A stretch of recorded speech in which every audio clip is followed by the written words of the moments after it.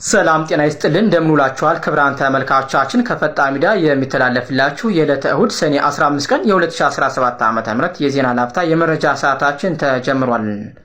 በምስሉ ላይ የምትመለከቷት ፌቨን ጉርጂ ትባላለች። በባህር ዳር ዩኒቨርሲቲ የ2017 ዓ.ም ከአጠቃላይ ዩኒቨርሲቲ ተመራቂዎች ውስጥ ፎር በማምጣት በባህር ዳር ቴክኖሎጂ ኢንስቲትዩት በሳይበር ደህንነት የትምህርት መስክ በመጀመሪያ ዲግሪ ተመርቃለች። ፌቨን ጉርጂ ከ53 ኮርሶች 42ን ኤ+ በማምጣት የዋንጫ ተሸላሚ መሆኗን ችላለች። ፌቨን ዩኒቨርሲቲ ከመግባቴ በፊት በነበሩት የትምህርት ደረጃዎች ጥሩ ውጤት እያመጣች እዚህ እንደደረሰች ለኢቢሲ ተናግራለች። ዩኒቨርሲቲ ከገባው በኋላም ጥሩ ውጤት አምጥቼ መመረቅ ህልሜ ነበር፣ አሳክቼዋለሁም ትላለች።